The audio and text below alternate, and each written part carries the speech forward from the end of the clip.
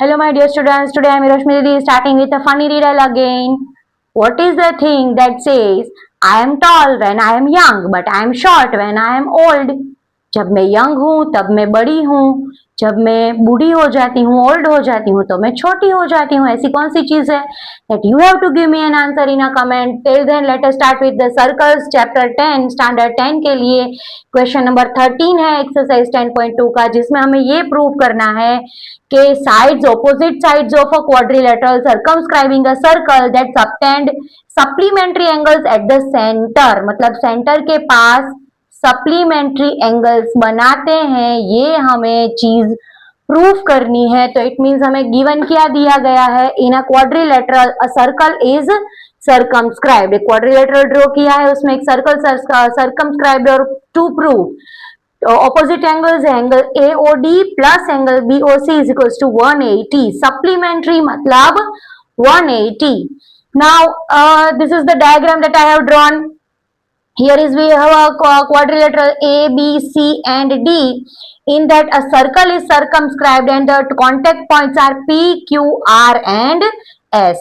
यहाँ पे थोड़ा डायग्राम नीट एंडली, यहाँ पे बीच में सेंटर पॉइंट O है, आपको ये समझना है. O ठीक है बीच में, ये मेरी बेटी ने ड्रॉ करा है ना, तो उसके हिसाब से उसने करा है. सो फ्रॉम डायग्राम हमें ट्राइंगल्स मिलते हैं. For triangle let us see if we triangle OSA. यहाँ पे मैंने बोला आपको सेंटर के पास O है, OSA. ये ट्राइंगल के बारे में बात की है जिसमें एंगल 8 बना हुआ है, और angle OPA that is OPA जहां पे एंगल 1 बना हुआ है. पहले हम इन दोनों एंगल्स को इक्वलाइज करें, उसके लिए हम रूल्स देखें.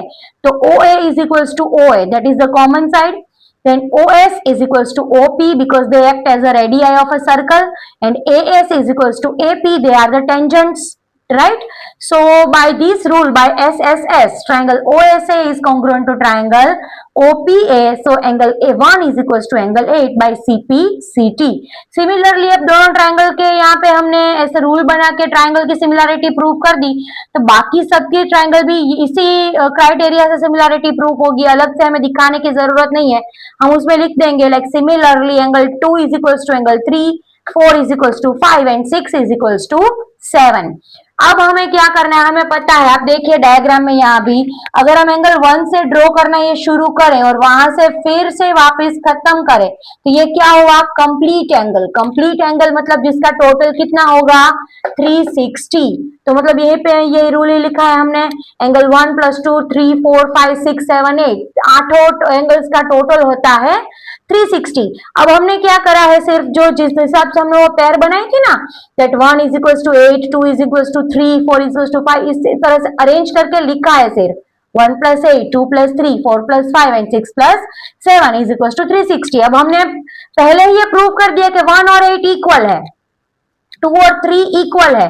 तो 8 की जगह पे 1 को रिप्लेस किया, 3 की जगह पे 2 को रिप्लेस किया, 5 की जगह पे 5 को, और 7 की जगह पे 6 को रिप्लेस किया. लाइकवाइज तो अब क्या हुआ? 1 + 1 is equals to 2 angle 1, 2 angle 2, 2 angle 5 and 2 angle 6.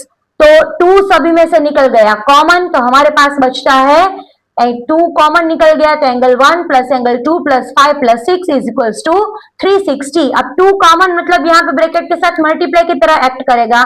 Multiply को हम यहाँ भेज दें तो डिवाइड हो जाता है, 360 divide by 2 that gives us 180. So angle 1 + angle 2 + 5 + 6 is equals to 180. अब हम डायग्राम में अगेन देखते हैं 1 और 2 कौन सा एंगल बनता है? यहाँ पे एंगल 1 और यह एंगल 2. तो 1 क्या बना? AOP, और 2 क्या बना? BOP, right? ये दोनों एंगल मिला के ये टोटल होगा 180. उसी तरह से 5 और 6 क्या होता है? 5 है यहाँ पे COR और 6 है DOR, तो ये दोनों मिला के 180 हो गया. तो लाइकवाइज 1 और 2 को हमने नाम से रिप्लेस किया, एंगल AOB प्लस 5 6 को रिप्लेस किया, angle DOC is equals to 180. Similarly angle AOD plus BOC is equals to 180. In short चारों एंगल्स का सामने के ऑपोजिट जो एंगल्स हैं वो सप्लीमेंट्री होंगे. इट मींस इस तरह से हमने प्रूव किया, हमने एक क्वाड्रिलेटरल ड्रॉ किया, उसमें सर्कल बनाया, उसके 8 एंगल बनाए, 2 एंगल इक्वलाइज प्रूव किए, इस हिसाब से बाकी के सब एंगल्स भी इक्वलाइज हो गए.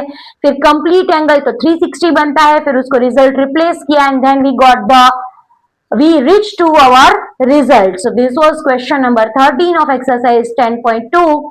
पिछले वीडियो में मैंने आपसे रिडल पूछी थी कि ऐसी कौन सी चीज है जिसको आप लेफ्ट हैंड में पकड़ सकते हैं लेकिन राइट हैंड में नहीं, या अगर राइट हैंड में पकड़ सकते हैं तो लेफ्ट हैंड में नहीं। तो मतलब ऐसी कौन सी चीज है, that is your left hand. मतलब लेफ्ट हैंड को आप राइट हैंड से पकड़ सकते हैं, लेफ्ट हैंड को लेफ्ट हैंड में नहीं पकड़ सकते। So that was a tricky riddle I can say.